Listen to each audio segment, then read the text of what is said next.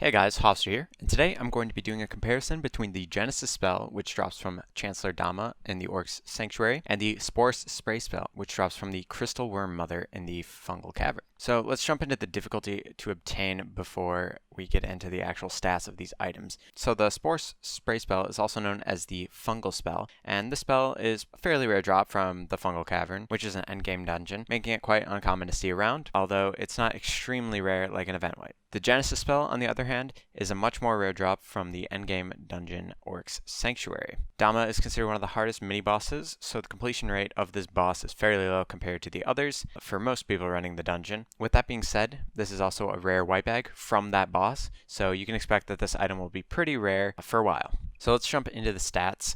Specifically the damage and how each spell deals with higher defense of monsters, because as we know, most endgame dungeons these days have high defense on the bosses. So the use of the fungal spell results in a mushroom being placed at the cursor, which does a total of 4,000 AoE damage over 4.8 seconds within that 3 square radius of where you placed it. So the DPS of the spell is 833 at 0 defense, which does 1,000 damage bursts to anything in that range, making it amazing to clear stationary mobs or just to do decent damage to any boss that doesn't really move. Marble Colossus, it's okay on, but he does have a lot of phases where you'd rather just have a tiered spell because he's moving around a lot. Enemies with a high defense can still easily be destroyed with this spell, since the shots average about 1,000 damage, making defense have a minuscule effect on the total damage of the shot, because as we know, it's just damage minus defense up to a certain point, or how defense prevents damage. I would use the fungal spell for the Lost Halls and the Nest just because of how good it is at clearing the large groups of monsters. Like if you pop this bad boy down on a slime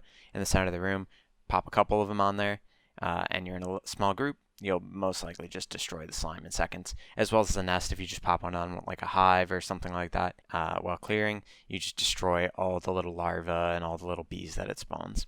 So moving on to the Genesis spell, on your cursor it summons 4 stationary portals, which each zap one target with 250 damage every 0.4 seconds. This results in up to 4 different targets, since each portal can only target one at a time, within a 6 square radius of the spell, receiving around 625 DPS at 0 defense, with a cap of 2,500 damage per portal, or a total damage of 10,000 to a single target, or spread out between 4 targets. The portals will zap the closest thing to them, so if there's only one enemy, like I said, it'll take about 10,000 damage over the course of 4 seconds, which, if you do the epic math, is 2,500 DPS. I do have a few problems with this spell. It has a 4-second cooldown before you can place another, so if a boss moves, it might leave the range of a few portals, if not all of them, forcing you to wait the 4-second cooldown before you can actually use any spell again. So that's kind of a problem. Although you could just spam all the mana from one of your other spells and then switch to this as the last spell while your mana regens, but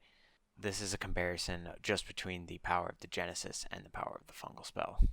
Another problem is the low damage of each shot at 250 damage. So let's say something has 100 defense, which is pretty common for endgame dungeons these days. That defense is really going to limit the total damage that the spell does. For example, the 100 defense will make each shot do 150 damage, which will lead to around only 6,000 total damage instead of 10,000, whereas the fungal spell would only lose 400 damage off of the total damage of the spell for a 100 defense monster. So let's get into the MP cost of both spells, because not everyone has a 100-100 divine pet. At 100 MP for the fungal spell and 120 for the Genesis, they're both pretty high, but the cooldown on the Genesis spell favors people with a lower MP heal, because you have 4 seconds to regen your mana before using it again, whereas the fungal spell, you're technically missing out on DPS because there is no cooldown on that spell.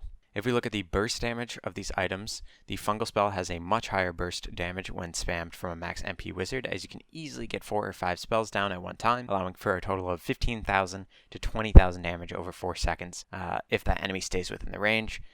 So like Oryx 3, you'll have a very hard time actually hitting all those fungal spells. Maybe Marble Colossus.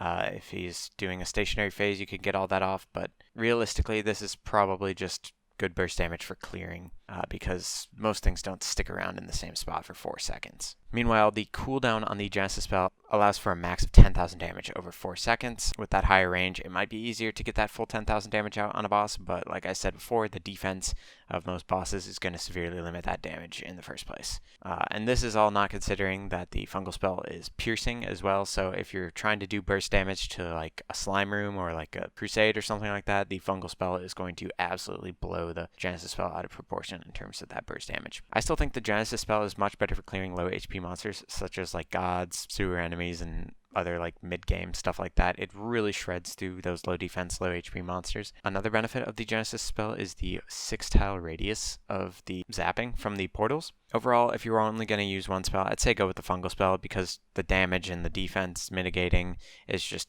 so much better for consistent damage.